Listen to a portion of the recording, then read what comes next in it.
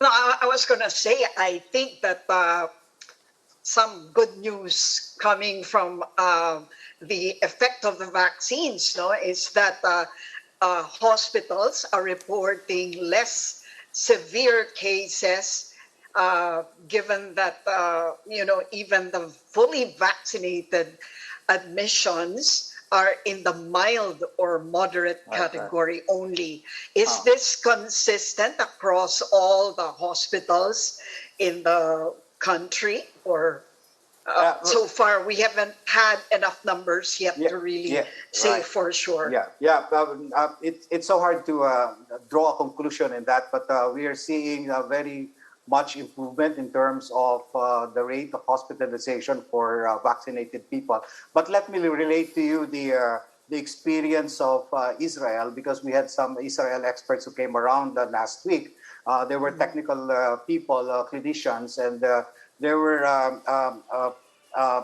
telling us and relating to us that since they're the first country to reach the 90% vaccination, what they experienced was in the first few waves that they had, whenever they had a rise in terms of the number of cases, definitely the number of hospitalization would also increase and the number of deaths would also increase. But when they reached 90% of their vaccination, or people were getting vaccinated, there was a disconnect now between the rise in the number of new cases with hospitalization and death. So in other words, there was no longer any relation. It remained flat, very minimal, and the hospitalization and even deaths are very minimal when they had a 90% of their population vaccinated. So at this point, there was a disconnect in terms of the rise in the number of the new cases that they had. So that was very significant, and it also proves that since the first country actually to reach the 90%, I think it's a very good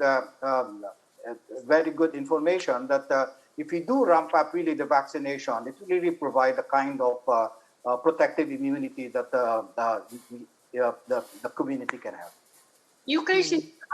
Usec, you mentioned Israel. They've started booster shots for their fully vaccinated people. And the report today, even in the UK, nag-uumpisa na rin sila with booster shots. Yes. I know we don't have enough vaccines yet, but you're the treatment czar. In case we have enough people vaccinated, would you recommend booster shot as well? Right now, Mami, I think I don't think it is very right to even talk of booster shots when 70% of the population don't even have a single shot of this vaccine. Now, I guess as we move on, there are many clinical studies now and showing that the effective booster is really very significant in terms of the increase of the antibodies that they have in their blood. So, and it will also provide better protection. And in Israel, they've related also to us that they will start soon with their booster shot. However, it is going to be in a niche for those immunocompromised patients who are in dialysis or have cancers or so on and so forth, immunocompromised. That's what they will do, the booster shots. And then second wave would be the people who are elderly, more than 60 years old and with comorbidity. So that's the second wave of the. But they're now looking into the